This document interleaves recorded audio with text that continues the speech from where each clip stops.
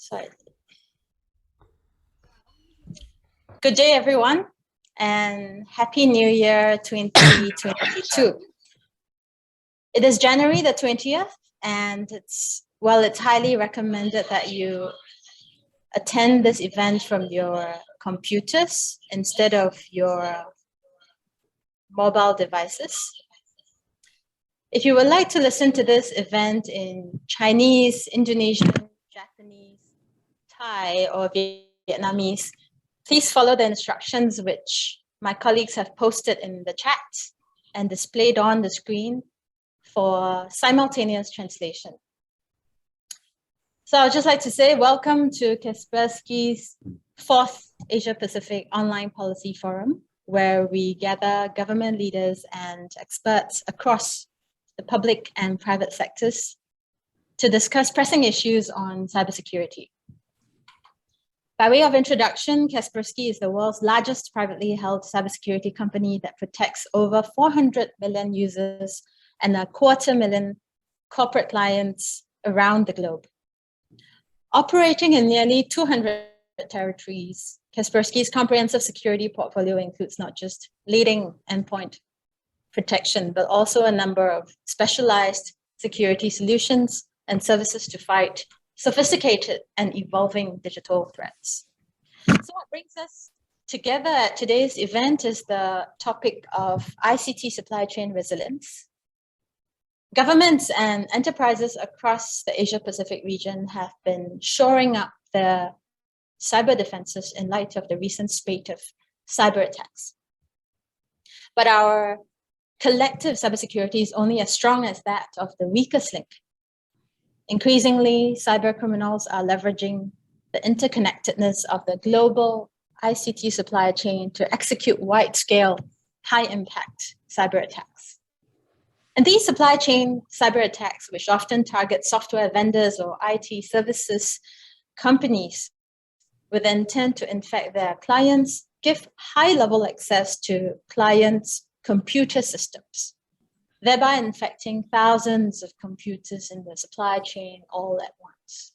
There are many notable cases of late, but instead of focusing just on the problem, we hope to find solutions in the next 70 minutes of today's forum. A very warm welcome to Kaspersky's 4th edition of Asia-Pacific Online Policy Forum, titled Strengthening ICT Supply Chain Resilience. We have coming close to 1,800 people who have registered for today's forum, and I am excited to be your moderator. I am Jeannie Gan, Head of Public Affairs for Asia Pacific at Kaspersky. Just some housekeeping. Feel free to pose your questions to any of our speakers during the entire duration of today's event by posting your questions in the question and answer box. It is helpful if you can indicate who the question is directed at, and please do not forget to provide your name as well. Your questions will then be in a queue for publishing, and we will try to feature all the questions if time permits. Now it gives me great pleasure to introduce our distinguished speakers for today's forum. First, we have the Honorable Shri Rajiv Chandrasekhar, Minister of State in the Ministry of Electronics and Information Technology and the Ministry of Skill Development and Entrepreneurship of India. Thank you, sir, for being here with us. Just to introduce Minister Sir, prior to his tenure in the public service, the minister was a prominent entrepreneur and builder of India's telecom sector. And from Malaysia, today is Datuk Dr. Haji Amiruddin Abdul Wahab, who is the Chief Executive Officer of Cybersecurity Malaysia. Dato' Amir also brings along a wealth of experience in the telecom and IT sectors from his positions in the government as well as semi-government and private sectors. Thank you, Dr. Amir, for being with us. From Indonesia, we have Dr. Pratama Prasada, Chairman of the Communication and Information System Security Research Center, also known as CISREC. He is also widely recognized as one of the most, if not the most, prominent cybersecurity experts in Indonesia. Dr. Pratama, hello. Thank you. Thank you.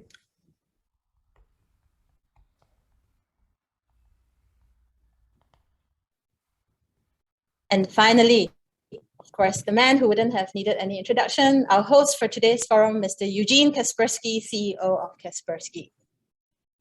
Hello, everybody. Hello, sir. Nice to meet you. Thank you. Thank you, everyone, for joining us today, especially to you, audience. There are close to 1,800 registrations for today's webinar. I'd like to just kickstart the agenda proper by requesting Eugene, as the forum's host, to say a few words about our topic at hand today. Over to you, Eugene. Hello, everybody, and have a very nice day. Well, actually, the life is going on, and the situation with, well, I think that's one of the most important topics. Situation with COVID is still not as good as we expected to have, but maybe it's slowly getting down because of this new Omicron. It seems not to be too bad. So this pandemic is slowly going down. So I hope that very soon the world will be open and we'll get back to normal life. So the businesses, the governments, the enterprises will get back to normal life, and the world will be open, the travel will be free as before, so we'll have a chance to see each other in person, not on the screen. So that's maybe the good news. The bad news is that unfortunately the COVID pandemics didn't really affect cybercrime, the bad guys. They have no impact, no damage from this bad time. Even they are even motivated, they stimulated to be more active because there are more businesses online. The employees are partly or 100% working from home still, so they have more opportunities in the cyberspace. And unfortunately, as we see, the criminals, they use this time to learn more, to be more smart, to find more ways how to hack the victims, how to monetize the hackers' activities. And the worst thing is that we have reports, we see the indicators that the criminals, the bad guys, they are slowly shifting, expanding to the direction of Internet of Things and industrial systems. So I'm afraid that the cybersecurity is very hot topic at the moment, and I'm afraid in the future it will be more important because we need to protect not only the consumers and enterprises, but industrial sector and critical infrastructure as well. And unfortunately, the bad guys, they are employing more and more different methods, different ways how to hack the victims, and the supply chain is one of the most promising and most important ways and technologies for the bad guys to hack the victims. So I see this is the one of the main topic of this this event. So enjoy this event, learn more, and let's talk more about the most important things in the cybersecurity. What we need to do to save this cyber world and to make it better. Thank you. Thank you. Thank you, Jean. Thank you. It's a sobering point that vulnerabilities continue to exist in the most critical organizations and industrial system, especially even during this prolonged pandemic, which makes today's discussion of great relevance and all the more important. So now we can really talk all day about the trends and impact of supply chain cyber attacks with solid statistics and projections to show maybe. But personally, I've always felt that the strength or the weakness of an economy is determined to a large extent by its resilience or the lack thereof of its ICT supply chain and the security of its cyber infrastructure and networks. So cybersecurity has an impact not just on individuals, but also businesses and a country, and even a level of confidence of foreign investors maybe in the country. And I remember having a conversation with Dr. Amir about this not too long ago. We'd just like to ask Dr. Amir perhaps to just by way of kicking start this panel discussion to share your views about this. Dr. Amir. Thank you, Jeannie. Thank you, Kaspersky, for inviting me to be part of this forum. It's good to see you again, especially Eugene. Well, back to your question, Jeannie. It's a very interesting question. When you ask me, it reminds me of 2 years ago when I was in a cybersecurity event in Kuala Lumpur, which was officiated by our former Deputy Prime Minister. She asked me about the level of cybersecurity or state of readiness and resilience. As a result of, she got questions from potential investors coming to the country, how the importance of cybersecurity to give them the level of confidence for them to invest in Malaysia.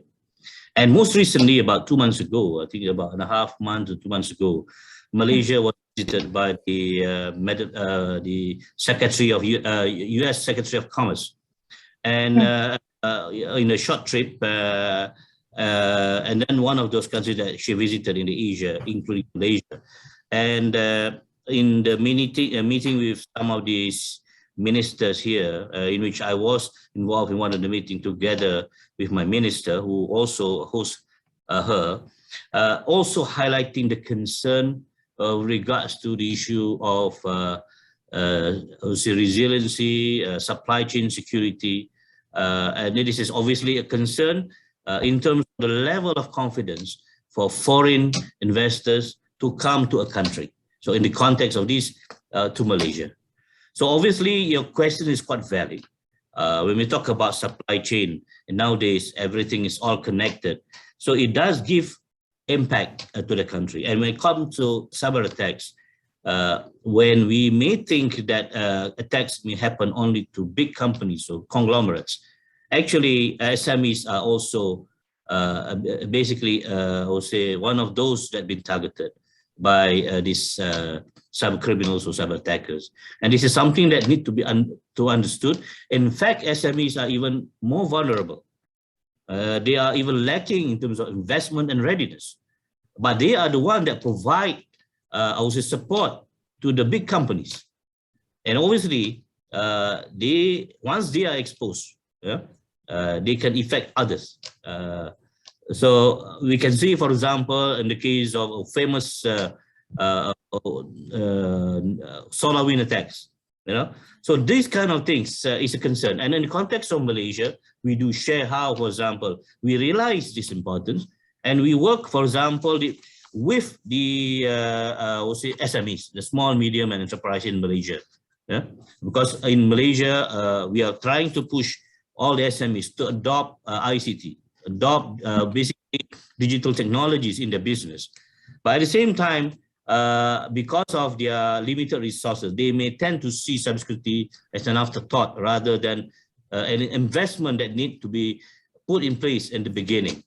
So that is why it is important for us to focus on this in the context of Malaysia. So we shared, for example, with the US during the visit, that we do have, for example, in the case of Cybersecurity Malaysia, we have programs with the SMEs. Especially we call it small, medium, and enterprise, or we call it cyber health check for the SMEs. Where this program, we will engage the cybersecurity readiness level of the Malaysian SMEs. We try to enhance them for their cybersecurity resilience towards the cyber threats, and also to basically help them build the competencies needed. So these are some of the areas that we have in relation to ensuring supply chain resilient for not only in ICT sector, but other sectors that use digital technology as an enabler to, in their business. So these are some of, and under that, we view the importance of, I would say, targeting key SMEs that really, where various sectors of the economy fully relies on them and on the ICT technologies, and basically with sensitive and huge amount of data processing. So these are some of the experiences. Yes, you are right. It is important to ensure level of, I would say, readiness and also confidence for investors to come to the country. Thank you. Thank you for those remarks, Dr. Amir. It's interesting that you bring up the topic of small, medium enterprises, and technology adoption, and also the how alive they are to the issues of cybersecurity. So, because I'm actually about to ask my colleagues to help me pull out some of the poll questions, or rather, some of the answers or results from poll questions that we've run on LinkedIn prior to today's forum, to get a sense of how often people think about ICT supply chains and how important they think that ICT supply chain resilience is, as well as who people say is responsible for ensuring ICT supply chain resilience. So here are the results that we've received for the first two polls. You see on the screen. So if you look at the charts, it looks like more than 50% of over 300 respondents do not think very much about their ICT supply chain, let alone worry about it. And on the other hand, 84% of respondents consider ICT supply chain cyber resilience to be very important.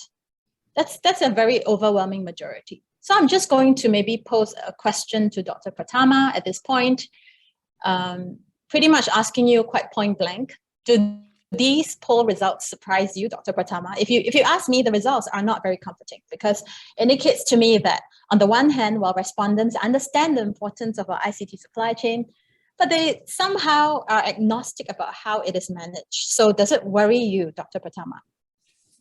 Yes, I think this is interesting answer from the polls.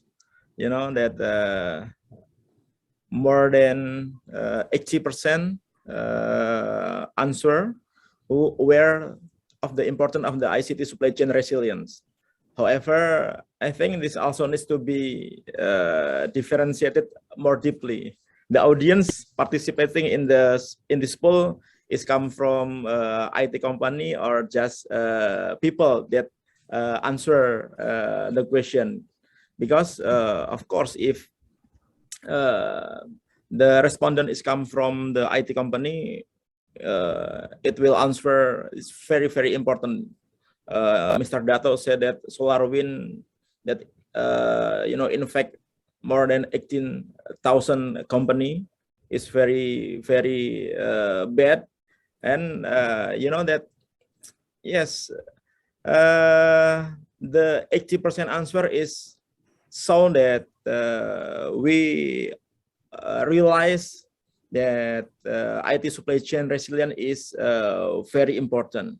However, especially in Indonesia, it seems that ICT supply chain resilience, I think, only exists in private companies, because there are a lot of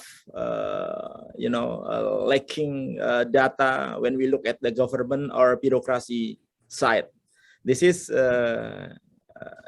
truth. And today, I told you before, the Bank of Indonesia also attacked by ransomware by Conti, and it's sad because a lot of data leaked there. And the second question about how often to think about the IT supply chain resilience, it's interesting because a lot of audience not worry about the ICT supply chains. I don't know. This is they think that they have a good cybersecurity in their system, or maybe they don't know about how the ICT supply chain attack. So this is need to be learn more. That yes. Maybe it's they don't know what they don't know, right? Yes, maybe they don't know how about the IT supply chain attack, or maybe they don't understand how these attacks come from, something like that. Because in Indonesia, a lot of IT development is made by the vendor or the third party. So especially on the government, they trust the vendor to do the IT project. So when we use the third party, vendor that they don't care about the IT security, the leaks come there. Something like that, Jenny. Okay, right. Thanks for those remarks. And so I do have one more poll question which we asked, and I would like to ask my colleague to maybe put up the next slide so that we can sort of look at it in better context. Now, so while there is no clear majority, when we ask the question, who is responsible for ensuring ICT supply chain resilience? Our LinkedIn community has spoken, and it's clear that they consider two groups, one government and one multinational corporations, to be the top two entities responsible for ensuring ICT supply chain resilience. So perhaps these results explain the findings from the earlier poll, which Dr. Pratama was commenting about, where most respondents don't worry about the resilience of our ICT supply chains, possibly also because it's somebody else's problem and not theirs. So I just want to turn to the Minister. Minister, sir, do you think this is a fair allocation of responsibility based on this chart? This seems to be the sentiments out there. And if I may add, how effective do you think governments, MNCs, small, medium enterprises, that Dr. Amir mentioned, and individuals have been in ensuring ICT supply chain resilience? Minister.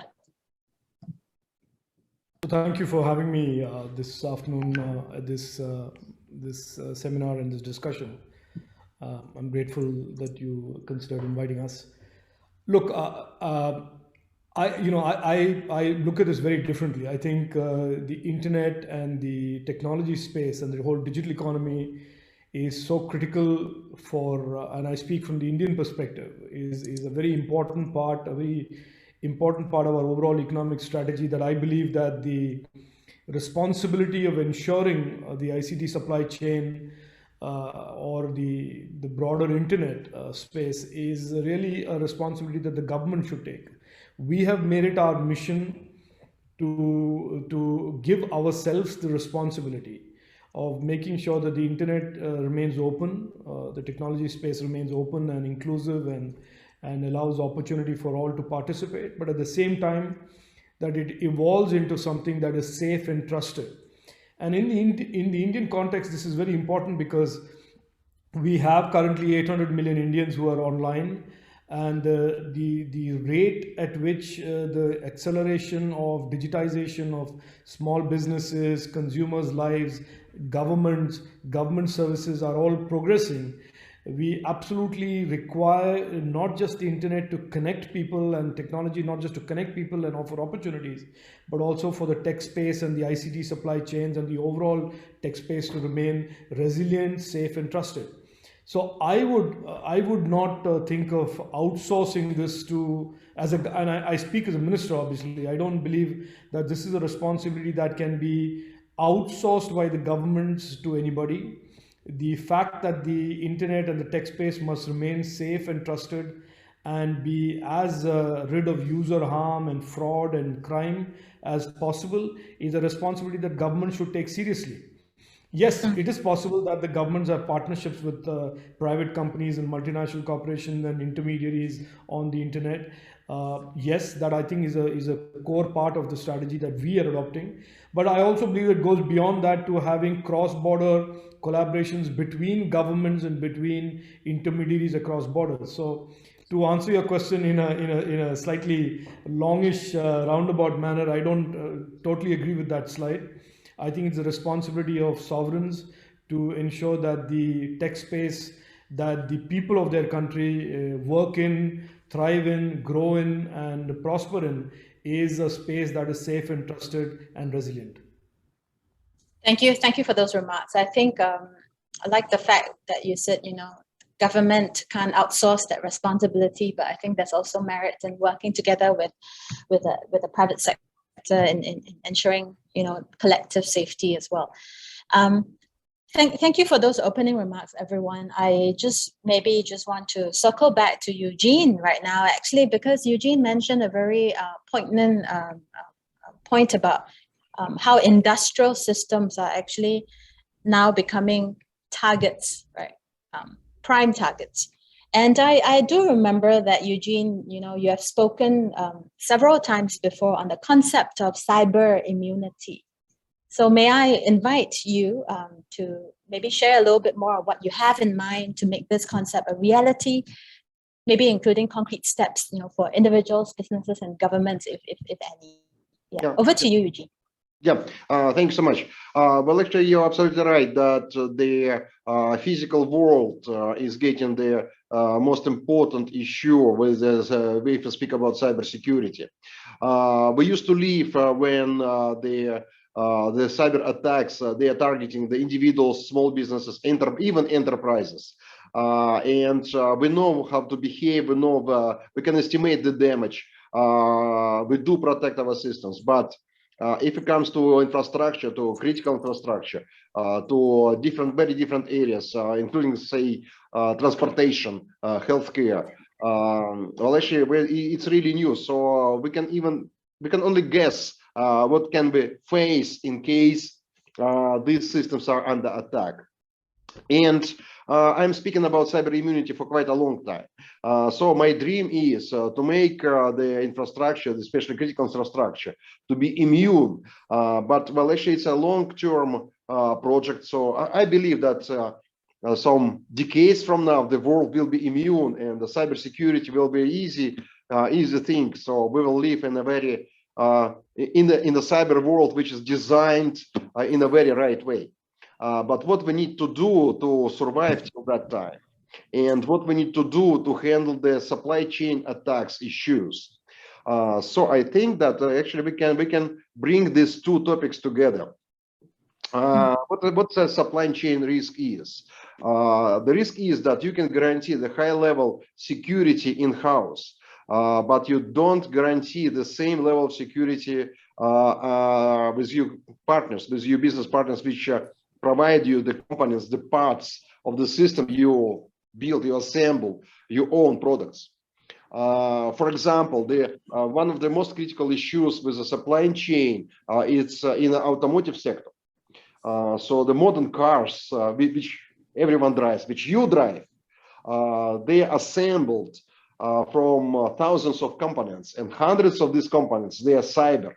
And these components, they are designed by the partner companies for automotive sector, for automotive vendors. And they trust the companies. They trust them as a business partners. They trust the quality of the physical systems. But what about cyber? Because there are hundreds of the pieces, they are cyber. And the automotive vendors, they have no resources to check everything, because there are millions lines of code in the software which runs modern cars. So this is one of the critical issues. What to do with the supply chain issues in this case? I think that I have an idea, and I think this is a topic of discussion for the future. So the short-term strategy and the long-term strategy. With the short-term strategy, I think that many companies, many enterprises and vendors, they already have this. So they simply they have some kind of certification. They certify the supply chain partners to guarantee that the partners, they invest enough into the cybersecurity, and they guarantee necessary level of internal processes. So the maturity of the internal processes and cybersecurity in place to guarantee that the risk of vulnerabilities, the risk of the attacks through the supply chain is close to zero. So this is obvious thing. Certification, the procedures. So that's most probably this is a very important role of government. Government regulation, they have to be here, especially in case of the critical infrastructure. So the government regulation for the cybersecurity procedures in the supply chains for critical infrastructure. I think it's could be a good idea to discuss. And the second is a long-term strategy. To my mind, the only thing which we can discuss, speaking about long-term strategy, is to make systems immune.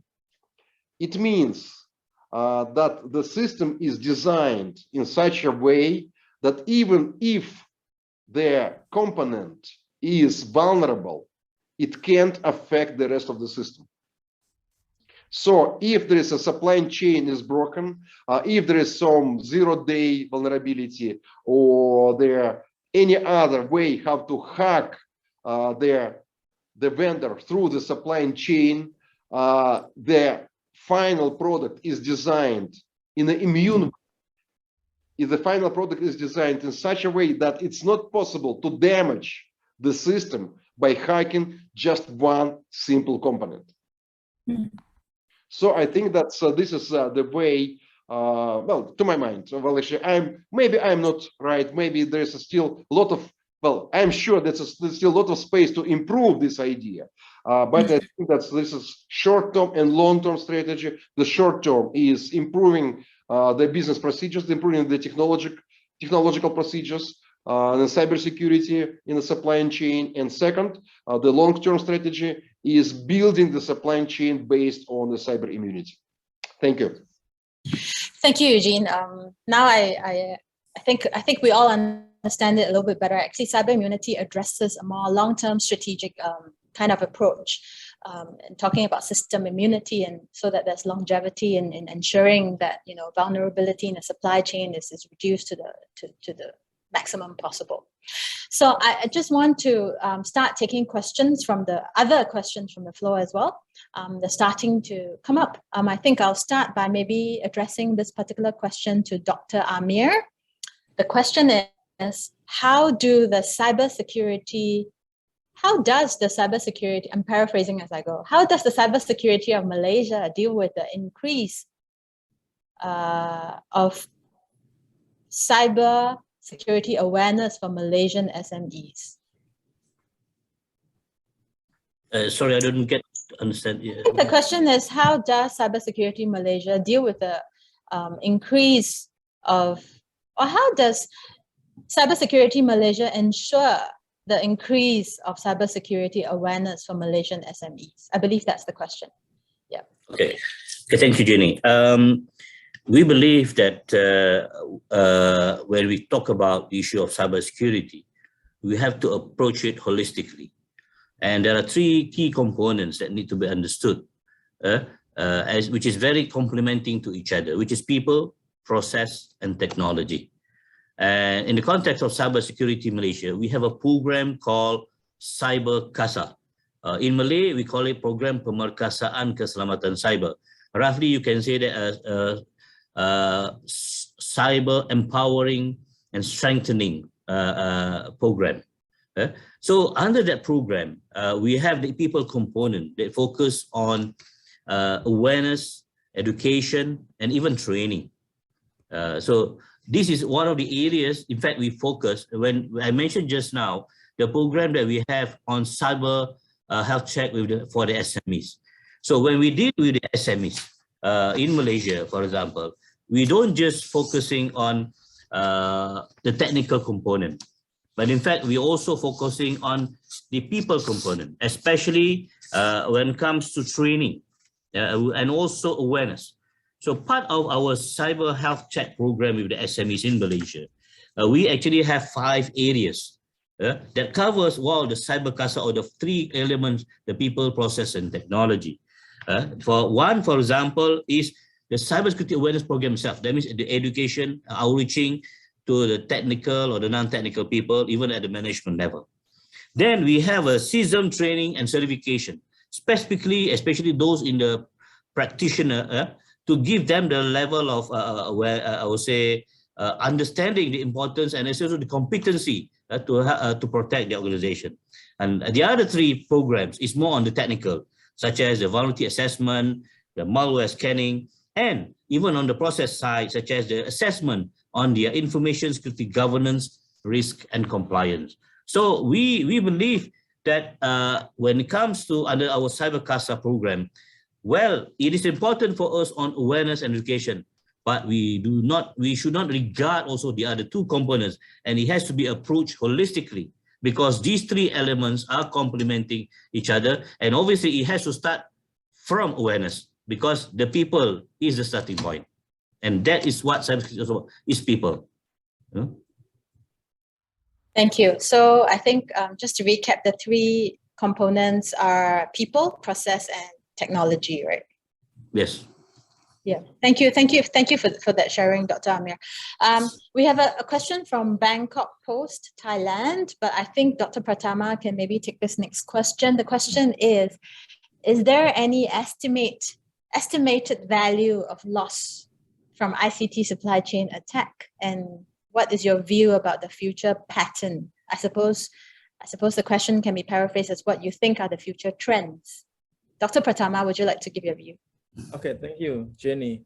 Yes, there are a lot of loss from the supply chain attack. It's about, wait, I have data. It's about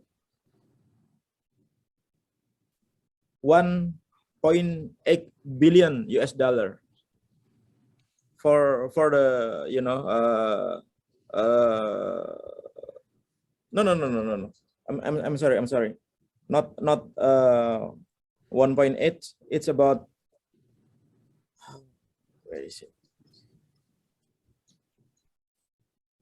It's huge for sure. It's huge. It's more Huge, than yeah.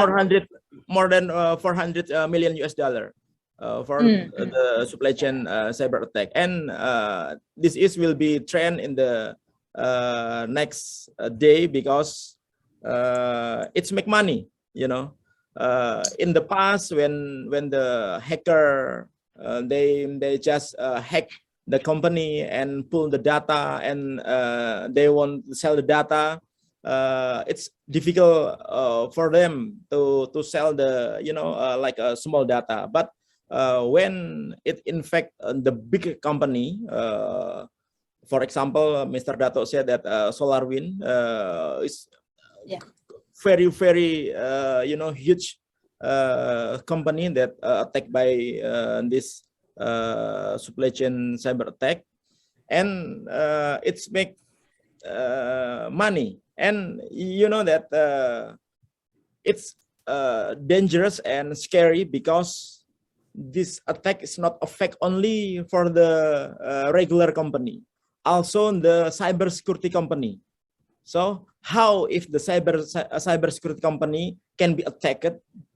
Then for example, the small business, it's too easy to attack. So I think this is the big problem. And Mr. Eugene, I think the solution for the cybersecurity immunity, I think that's in the dream for every country in this world. So but I'm sure it's the long way, because for example, for the regulation, it's very difficult, to make a regulation for the cybersecurity in the country. For example, Indonesia, we don't have the data protect regulation in Indonesia yet. It's talking about years and years ago, but until now there is a different thinking from the government and the Senate, and make the regulation not coming. And the problem is the hacking is coming day by day.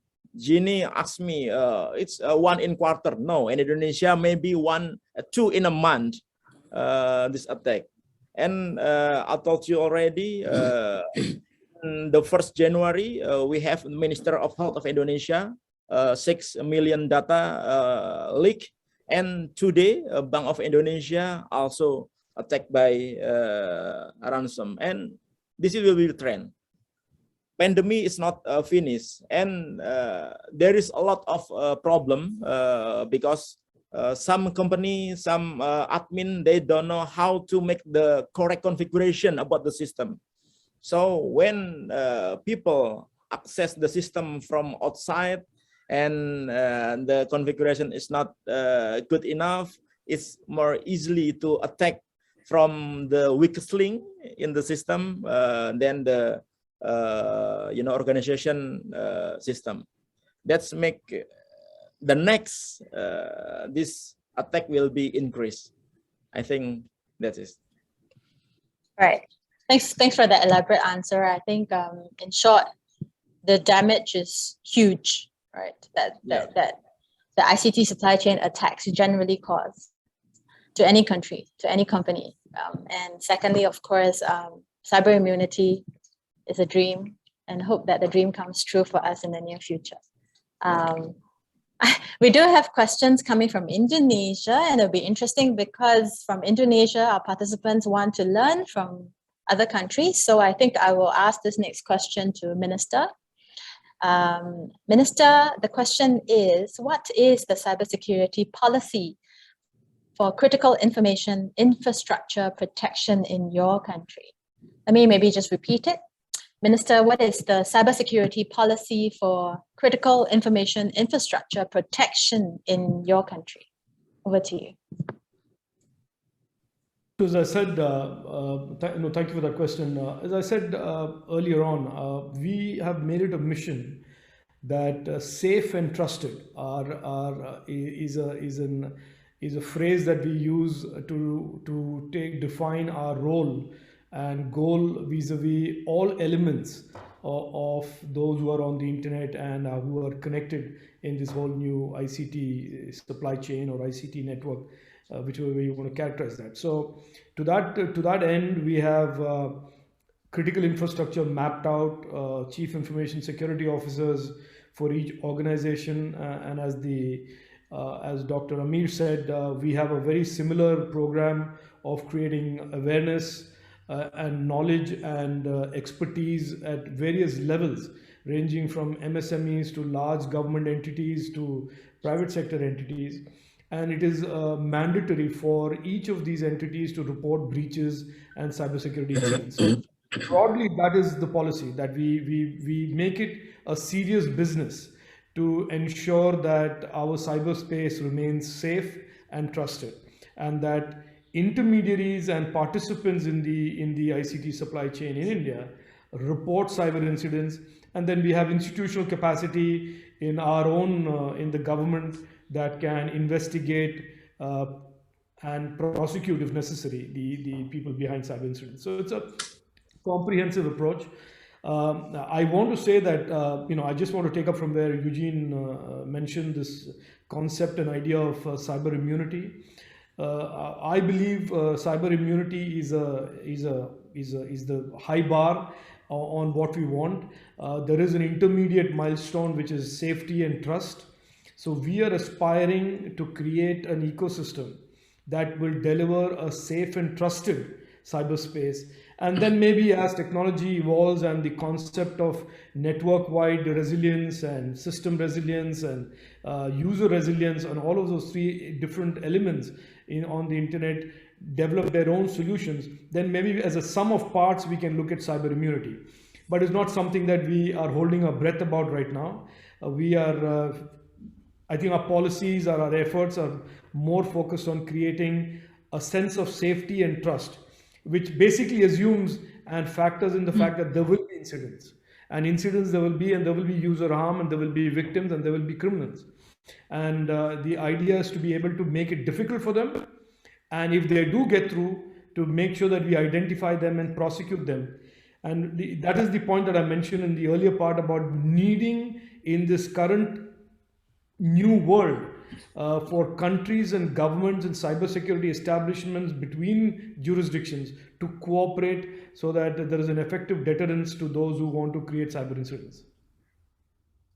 Thank you, Minister. There is actually a follow-up question that's quite related to what you're saying now. So I think it makes sense for me to pose this question from David, Cyber Risk Australia. How much effort do you think companies are employing to protect the cyber chain from their own initiatives or just to comply with their own government regulation? Do you have a take on that?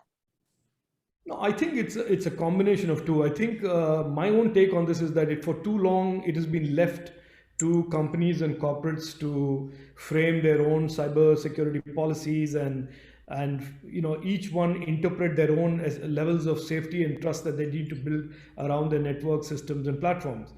And it is only recently that governments have woken up to their responsibility of ensuring that these platforms are accountable by law. And in India, for example, in starting from February 2021, we have a series of regulations that make it necessary for private platforms to be responsible and accountable to their users and consumers on all issues, including cybersecurity.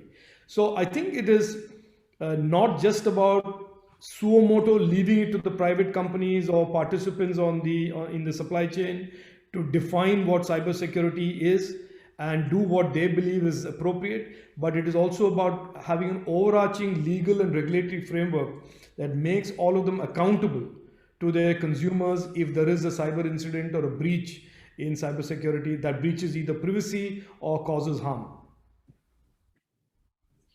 Okay, all right, thanks. I think the questions are all coming in very quickly. I am going to ask this next question to, there is a question from the Philippines that is directed at, I think it's meant for Eugene. So there is a saying that, Eugene, a chain is only as strong as its weakest link. So what do you think is the weakest link of supply chains? And do you have to strengthen the supply chain across all the chains or just some key sections of the chains? Using the chain analogy, how do you achieve cybersecurity immunity, granting cyber attackers, the predators, to make sure that we're always, a step ahead? Yeah. Definitely yes. This is the short version of the answer. Of course, you're absolutely right. So the chain is strong if any piece of the chain is strong. So when we speak about the supply chain of the different levels, of course, the short term strategy and the long-term strategy, they have to be applied to any part of the supply chain. So if we are speaking about the standards and certification for the supply chain, so they have to be every piece, every part, every business, every company, every enterprise which produce some materials, the technologies, the parts of the systems which the vendor assembles their ready-to-use products. So that every piece must be certified and follow the standards of the safe development, or whatever the term you use for that. If you speak about the long-term strategy, the cyber immunity, so every piece of the supply chain must follow the cyber immunity standards. So of course, they definitely, if any piece of the chain is weak, so the whole chain is broken. So there's very high risk that the whole chain could be broken. So the short answer for the question, of course, definitely yes. So the long answer is, so we have to apply the standard certification and immunity on every piece, on every company, on every system in this process. Thank you. Thank you, Eugene. I suppose in short also there's another saying that says, leave no stone unturned when it comes to ensuring supply chain resilience. Yeah, let's just all be very, very careful there. Thank you for those remarks, Eugene. It's good that Dr. Amir is now spotlighted as well, because the next question is perfectly for him. So my colleagues have preempted it. So there is Mohini Ratna who asked this question. Dr. Amir, as per your predictions, which are the sectors you think cyber criminals would be targeting more and why? And I think using your experience at Cybersecurity Malaysia, you would probably be well placed to answer this. As per your predictions, which are the sectors you think that cyber criminals would be targeting more and why? That's a tough question, actually. Interesting, but tough question. But obviously, as we all know, the one that is on top of the list has always been in the context of Malaysia. So I can't say about other countries. So in context of Malaysia, financial sector is in the top of the list, and also telecommunication. But other sectors also are basically having the same problem. But then these are the two top sectors currently Malaysia is facing. And I believe with more critical sectors digitalize themselves and transforming themselves, enabling using digital technology, and obviously they will be even more exposed. So we can see it all depends on the motive, and at the same time in terms of how rich the digitalization or digital transformation exercise in that sector. So these are some of probably my view. I don't have a proper study with regards to that, but this is based on our experience in cybersecurity and based on what we have found for the last few years. So we predict that this will remain the same, but more and more sectors, because different sectors, different industries, they have different level of, I would say, connectivity and readiness when it comes to cybersecurity. Thank you for that. And maybe to be fair, the so-called top sectors can change from time to time, even though broadly speaking, I think there are certain sectors which generally, because that's where most of the money is and most of the sensitive data is, they tend to be usually targeted, but it may also change from time to time, perhaps. So thank you, Dr. Amir. I have a question for Dr. Pratama, because it is specific to Indonesia. A participant is asking the question, Dr. Pratama, in Indonesia, a personal data protection law is being drafted. What if in India or Malaysia or any other country, in the event of a data leak, can the customer sue the organization that collects their data? This is Yeah. This is the big problem in Indonesia. We don't have, the regulation about the data protection. So when the company get the data leak, they just walking and laughing. It's okay because there's no punishment for them. It's crazy, right? So if we compare, for example, to the Singapore or South Korea, there is, the punishment for the penalty, also the jail for the company or the personnel that, has the break the rule about the data protection. In Indonesia, we don't have. That's why I told you already that it's very difficult in Indonesia to get this regulation. Because there is not good communication for the government and the parliament, because the regulation is decision must be stamped by the parliament, and this is the government initiative, and there is no they not agree about some of the rules inside of this regulation. So and that's why we don't have this data protection regulation. It's make every company in Indonesia, every organization in Indonesia, private and government, they don't do the maximum cybersecurity things. They just think that making the application, then developing the system, buying the expensive system is good enough, but they don't think how to securing it. That's the problem. Why day and day there is a data leaks in Indonesia. The last year we have the biggest data leak in the world, 279 million. Indonesian data leaks by the some government organization. So this will be happen because especially in Indonesia, if there is no strict rule that can be used for the punish the organization that because their weakness make the data leaks, it will be gone and go. Big in Indonesia, Gini, some hacking is happen because not the hacker is good enough or not the hacker professional, but it's cause the system is very weak. So I said in the media that, for the example, the Minister of Health, junior high school download the hacking tools from the internet, they can take data from this Minister of Health. It's crazy. So I think we need to, I don't know. A lot of talking is not used in Indonesia. Mr. Dato has a friend in Indonesia too, good friend in BSS and also in the IDCFT. But also they talk every day. But we don't have the regulation.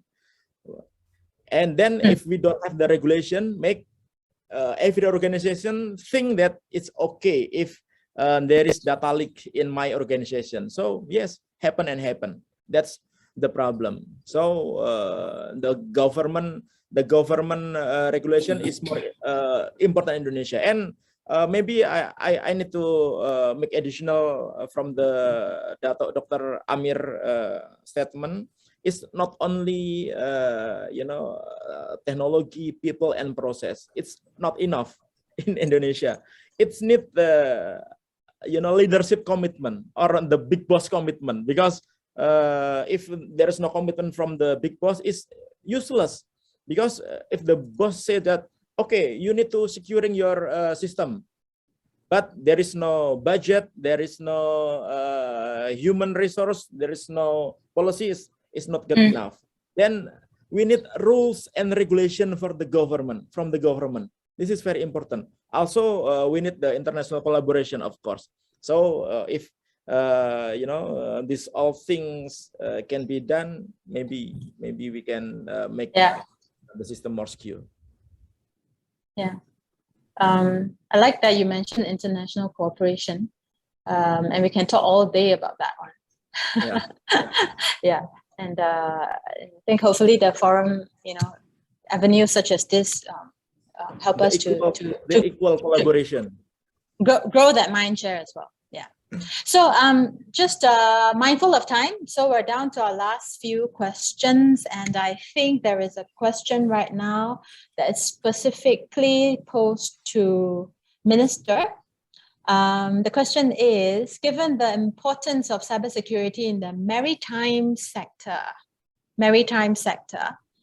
can you, Minister, please share the best practices from India to safeguard the cybersecurity of the maritime sector? Minister, over to you. I'm not sure there is a specific different approach to the maritime sector. I think, as I said early on, we consider the entire cyberspace in India our responsibility to keep safe and trusted. And it doesn't really matter who the users are, whether they are government users or consumers or small, medium enterprises or large enterprises. We believe it's the right thing to do to ensure that we have policies, cooperation models, laws that ensure that the internet is safe and trusted.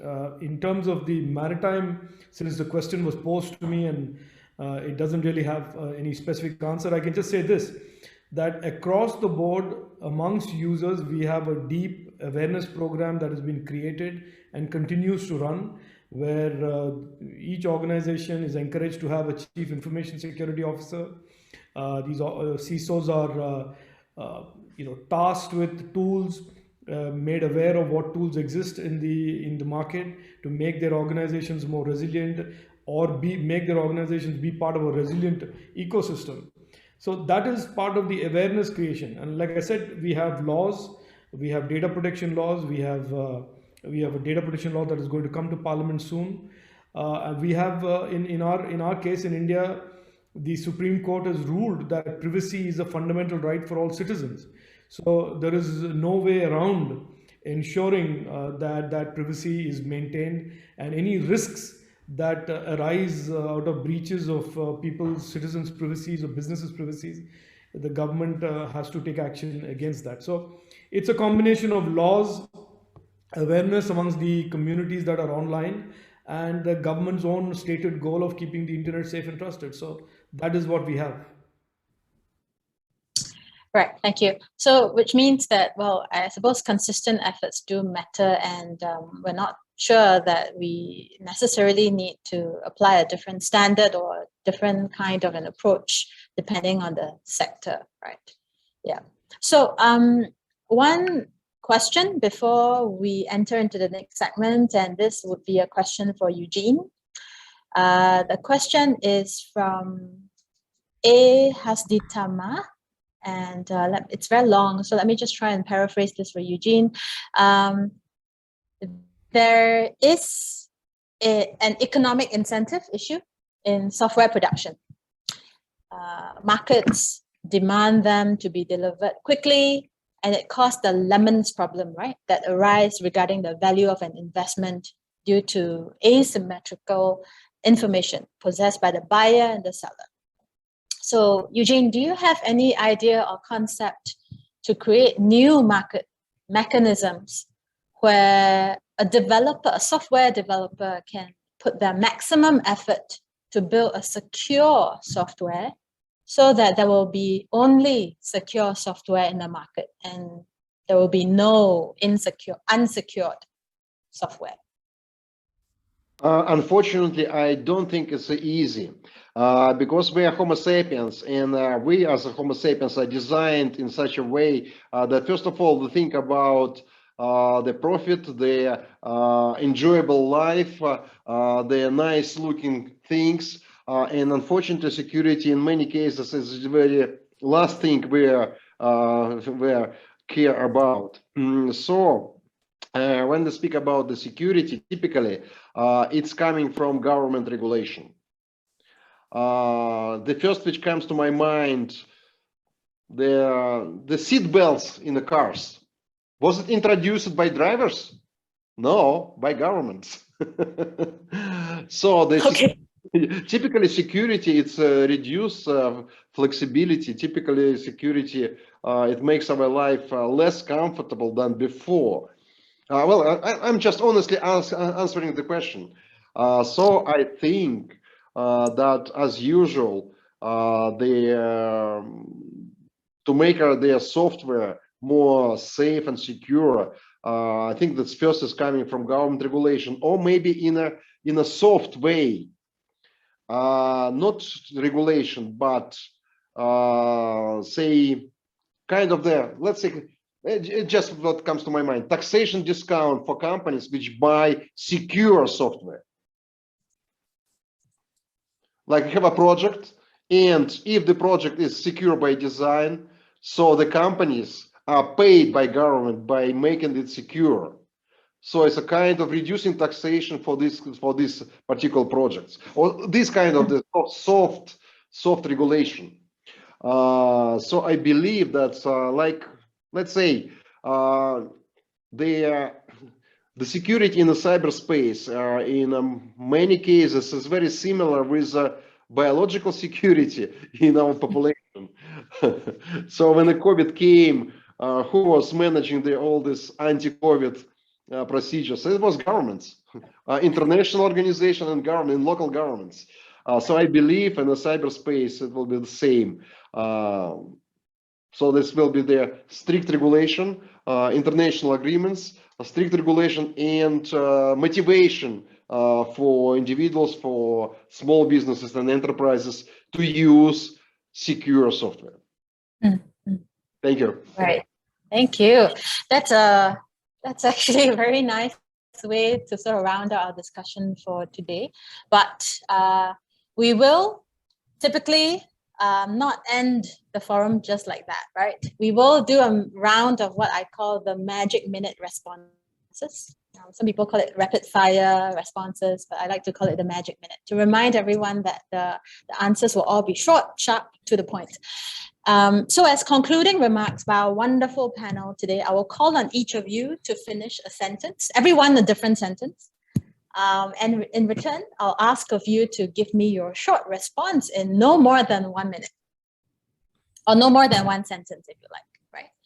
So maybe I will start with Minister. If you could, sir, finish this sentence. ICT supply chain resilience is. is as important a goal for all of us who are working and prospering online as keeping the internet open is, keeping the internet growing and connecting every citizen of the world. So connecting people is as important as keeping the internet safe and secure for them. Thank you. Thank you. That's exactly what I was hoping you would say, and you really did say that. So I think we're all aligned. Dr. Amir, if you could please finish this next sentence. ICT supply chain cyber resilience is not. Okay. Well, it's not a one-man show, because in the current digital environment, no entity can work alone. So collaboration is key. So in the context of supply chain, both local and also internationally, we have to work together, the shared responsibility. Thank you. Thank you for that lovely answer.